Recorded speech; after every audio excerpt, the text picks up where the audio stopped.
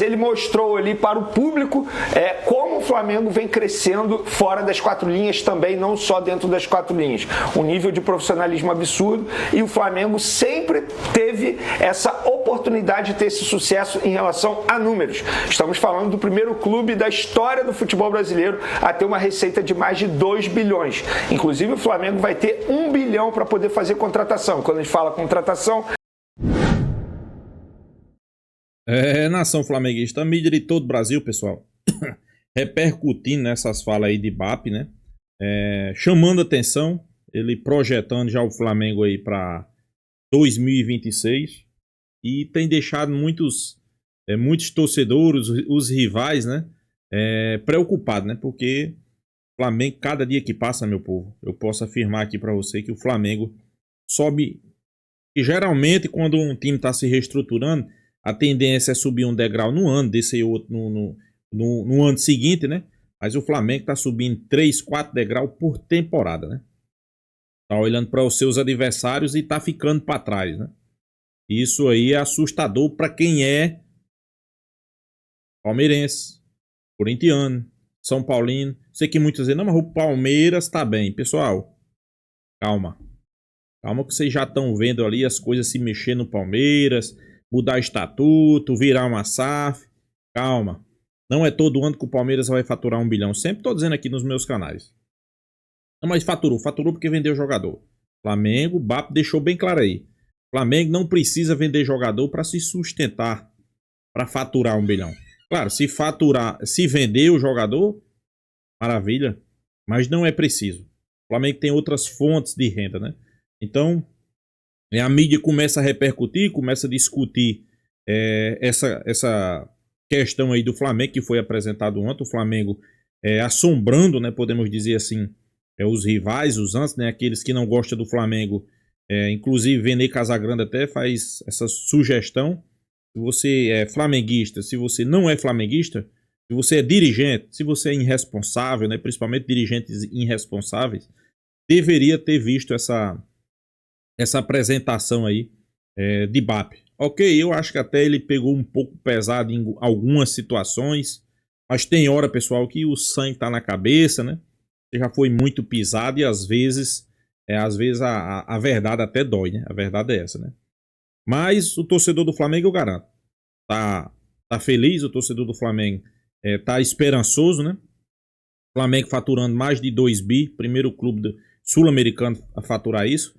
E a projeção para os próximos anos, fenomenal. Fenomenal. Inclusive, ele disse que o Flamengo tem 1 bi se o Flamengo precisar. Se o Flamengo precisar contratar jogador, o Flamengo vai fazer contratações. E ele disse que o Flamengo não vai ficar atrás de nenhum time do futebol brasileiro quando se fala em contratações, em valores investidos, né? Então, você olha para o patamar do Flamengo, cada ano que passa subindo de patamar. Você olha para os seus rivais, cada ano que passa a decadência é grande.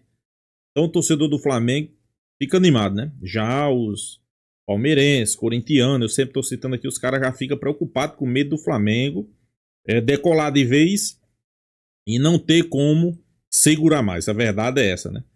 Inclusive Vene, né, a galera aí do SBT Rio, já quero aqui deixar créditos ao vídeo, ao canal SBT Rio, link na descrição, vale a pena vocês lá acompanhar. Vamos ver o que foi que eles falaram sobre esse assunto, né? Os créditos aqui na descrição, SBT Rio, YouTube Shop também na descrição. Vamos acompanhar. Do Flamengo pro ano que vem. Primeiro, boa tarde para você, Tartar, para você, Vene Casagrande, para você de casa. Ele fala, o Vene, que não precisa vender um ativo para se sustentar em 2026. Um ativo, no caso, seria, gente, um jogador de futebol, alguém que está ali no plantel. Isso é uma das coisas mais nocivas para respostas esportivas no futebol. É que você consegue equalizar um time, ele é campeão, e aí depois ele se desmantela, porque o mercado se abre para aqueles jogadores, você começa a vender e você começa a desestruturar o seu time. Não ter esse desespero financeiro é um ponto muito importante para o Flamengo em 2026, Vene Casagrande. Perfeito, Fernandinha. Antes de mais nada, eu gostaria de parabenizar a diretoria do Flamengo por essa apresentação. Eu acho que essa apresentação deveria ser assistida por todos, não só para quem torce para o Flamengo, para os torcedores rivais e também para os gestores dos clubes rivais, porque durante 1h40 a gente pôde ver ali uma aula de profissionalismo. Num determinado momento o presidente BAP deu mole, mas a gente não vai entrar nesse mérito agora, depois a gente pode até debater sobre isso, mas ele mostrou ali para o público como o Flamengo vem crescendo fora das quatro linhas também, não só dentro das quatro linhas. Um nível de profissionalismo absurdo, e o Flamengo sempre teve essa oportunidade de ter esse sucesso em relação a números. Estamos falando do primeiro clube da história do futebol brasileiro a ter uma receita de mais de 2 bilhões. Inclusive o Flamengo vai ter 1 bilhão para poder fazer contratação. Quando a gente fala contratação, envolve também folha salarial.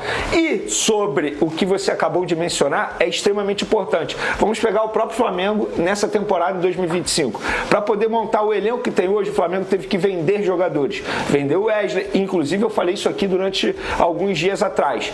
Isso valoriza ainda mais o título do Flamengo, porque mesmo passando por muitas mudanças na equipe, no elenco, mesmo assim o Flamengo conseguiu conquistar os títulos importantes que foram conquistados, tendo sucesso dentro de campo.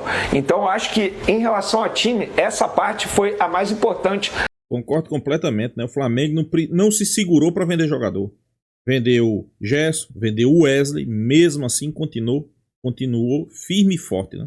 Na apresentação, outro ponto que me chamou a atenção é quando ele diz que não vai precisar vender para fazer contratação, ou seja, vai manter a base, mas só pensa em contratar jogadores com até 26 anos.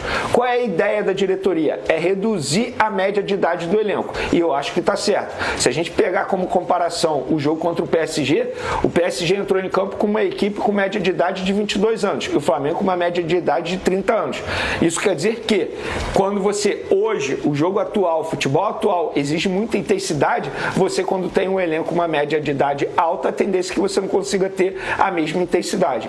Então eu acho que o torcedor rubro-negro, se antes eu já falava para ter muito orgulho, agora o Flamengo mostrou em números porque que o torcedor rubro-negro tem que ficar extremamente animado e motivado para a próxima temporada. E foi mais um recado para os demais clubes. Ou vocês se ajeitam, ou cada vez mais vocês vão ficar observando o Flamengo brigar por títulos e conquistar títulos, tal como outras equipes. Essa questão da média de idade, Tartar, ela é uma grande polêmica no futebol, né? E a gente olhar aí na última década, o maior perfil de um time vencedor é a intensidade. Isso está sendo muito forte aqui no futebol sul-americano, na verdade no futebol mundial. A intensidade, ela é o grande motor do futebol, para o futebol acontecer e para um time tocar em taça. E aí você olha nos últimos tempos, aí, por exemplo, a média de idade do Fluminense em 2023, ela era altíssima naquela Libertadores, inclusive nessa Copa do Mundo de Clubes também. Era um perfil daquele time do Fluminense, a experiência, né? E aí você também vê alguns times que tem uma média de idade menor. Você acha que isso é muito determinante hoje para o nosso futebol aqui, do nosso calendário que é tão intenso? Qual o seu olhar sobre isso, Tartar? Principalmente, pessoal, o calendário do futebol brasileiro requer, são 2 jogos por semana. É jogo quarta, é jogo domingo, é jogo quarta. Então, pessoal, exige parte física exige muito. Então, você tendo caras experientes, vai ser bom, vai agregar valor, vai, mas ter cara dessa idade, né, com vigor físico, sem sombra de dúvida, vai somar bastante. Não devemos menosprezar, né, os jogadores mais velhos, né? Tanto que no próprio elenco do Flamengo nós temos jogadores com média de idade alta e que entregam muito, né? O caso do Arrascaeta, jogadores com mais de 26 anos. Mas hoje o futebol moderno não tem jeito.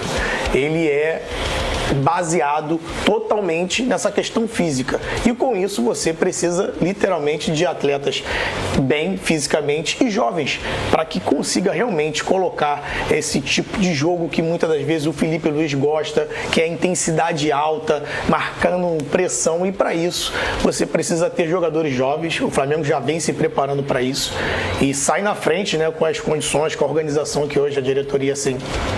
Mas na hora que o calo aperta, Tartar, aquele calinho, sabe? Aquele golzinho na Libertadores, foi o 30 a mais que fez, né? Exato. Foi, né? Aquela experiênciazinha, que você tá afobado, é importante ter o equilíbrio. E o Flamengo já tem, que fica Arrascaeta, fica Bruno Henrique, Danilo. O Flamengo tem esses jogadores experientes e eles são importantíssimos para você equalizar um ambiente. Sem sombra de dúvidas, esses jogadores, principalmente essa mescla, né, é o que costumam fazer. Essa mescla de jogadores experientes com jogadores jovens que potencializam essa questão física, mas a gente sabe que o futebol não é feito somente disso, só dessa parte física. Tem a parte técnica, tem a parte mental, principalmente desses jogadores mais que já vivenciaram coisas, já vivenciaram muitas finais, vencedores. Então pessoal, a mídia inclusive discutindo a questão aí dessa nova filosofia adotada pelo Flamengo aí em contratações, né?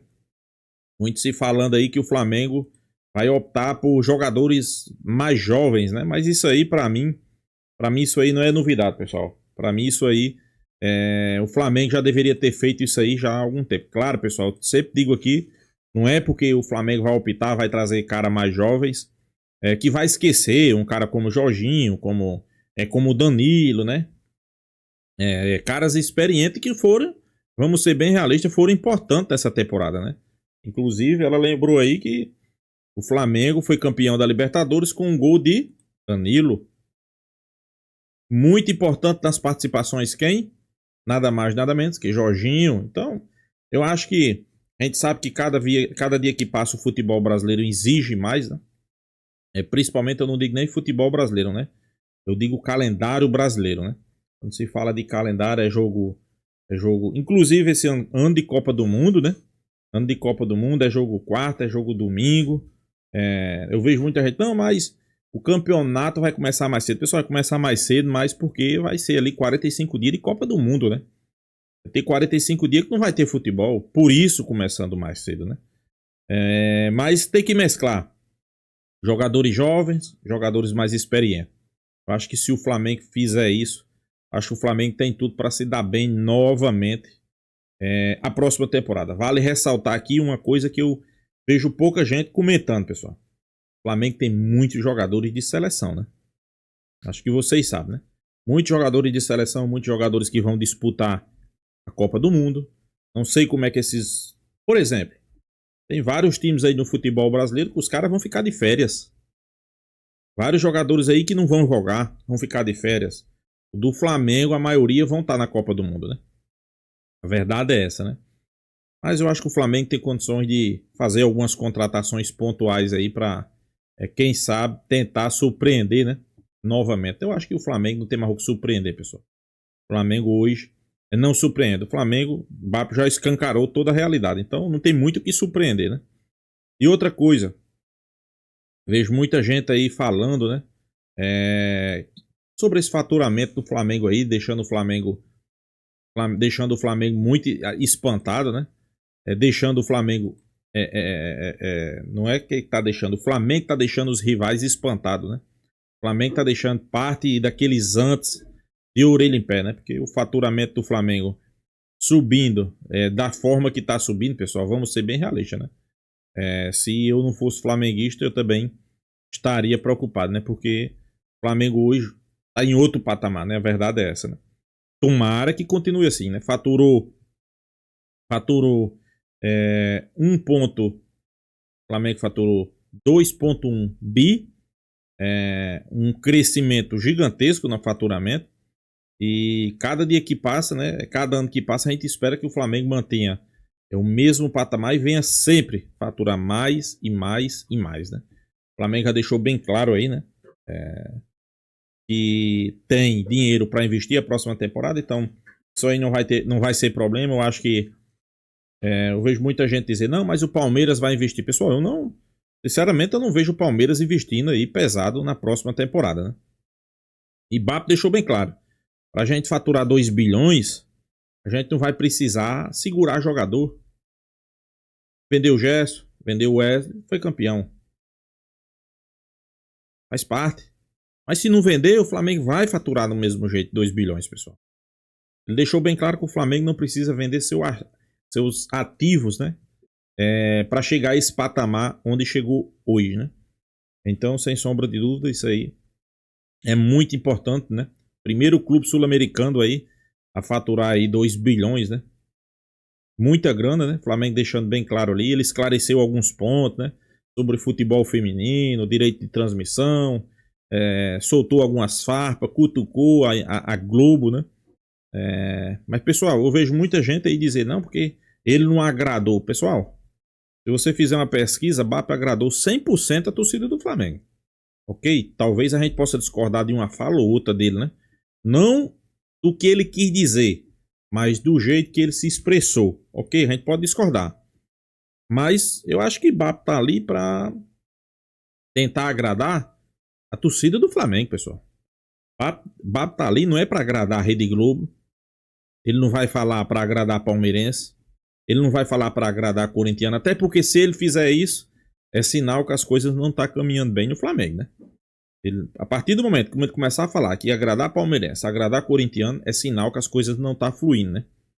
Então, se 100% dos palmeirenses não gostaram, os corintianos não gostaram, os são paulinos não gostaram, mas o flamenguista gostou, então a coisa está caminhando certo. Isso aí a gente não pode discutir, né? Claro, eu sempre estou dizendo, uma fala ou outra, da forma que ele se expressou, poderia ter sido diferente, mas o que ele quis dizer foi bem transparente. Futebol feminino, se a Globo dividisse melhor os direitos de transmissão, poderia ser melhor. O Flamengo tem prejuízo com o futebol feminino. Para você ter noção, né? Às vezes a pessoa não entende, né? Então é isso, pessoal. Deixa sua opinião, se inscreva aí no canal Fla News e até a próxima, pessoal.